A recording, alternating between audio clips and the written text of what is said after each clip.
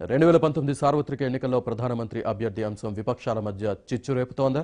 బీజేపీకి వ్యతిరేకంగా కూటమి కట్టాలనుకుంటున్న పార్టీల మధ్య ఇదే విభేదాలకు కారణమవుతోందా? రాహులే తమ ప్రధాని అభ్యర్థి అంటూ డీఎంకే నేత స్టాలిన్ ప్రకటనపై తృణమూల్ అధినేత్రి మమతా బెనర్జీ స్పందన చూస్తే ఇవే ప్రశ్నలు తలెత్తుతున్నాయి.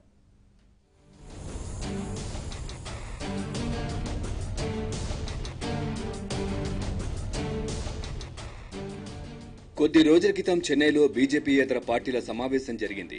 ఈ సందర్భంగా వచ్చే సార్వత్రిక ఎన్నికల్లో బీజేపీయేతర కూటమికి ప్రధానమంత్రి అభ్యర్థిగా రాహుల్ సరిపోతారంటూ డీఎంకే అధ్యక్షుడు స్టాలిన్ ప్రకటించారు.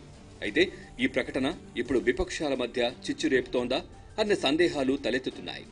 తాజాగా స్టాలిన్ అభిప్రాయంపై కూటమి ఏర్పాటులో చురుగ్గా వ్యవహరిస్తున్న తృణమూల్ అధినేత్రి, పశ్చిమ బెంగాల్ ముఖ్యమంత్రి మమతా బెనర్జీ స్పందించారు. కూటమి తరపున ప్రధానమంత్రి అభ్యర్థిని నిర్ణయించే చర్చలు జరిపేందుకు ఇది సరైన సమయం కాదని కోల్కతాలో మీడియా సమావేశంలో అభిప్రాయపడ్డారు.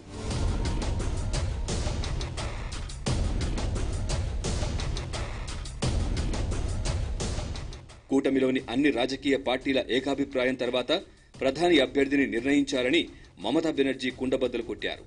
అయితే దీనిపై చర్చించేందుకు సమయం ఉందన్నారు. కూటమిలోని పార్టీల ఐక్యతను చాటి చెప్పేందుకు ఆదివారం చెన్నైలో కరుణానిధి విగ్రహావిష్కరణకు అన్ని పార్టీల నాయకులు హాజరయ్యారు. అనంతరం కూటమి సమావేశం జరిగింది. ఈ సందర్భంలోనే స్టాలిన్ ప్రధానమంత్రి అభ్యర్థి అంశాన్ని లేవనెత్తారు. రాహులే కూటమి అభ్యర్థి అంటూ వ్యాఖ్యలు చేశారు.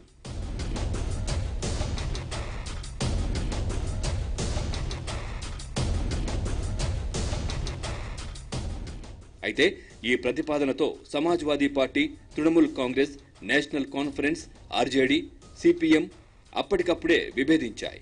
అలాంటి ప్రతిపాదనలు ముందే బహిర్గతం చేయడం వల్ల కూటమికి బీటలు వారే ప్రమాదం ఉందని వివిధ పార్టీల నేతలు అభిప్రాయపడ్డారు.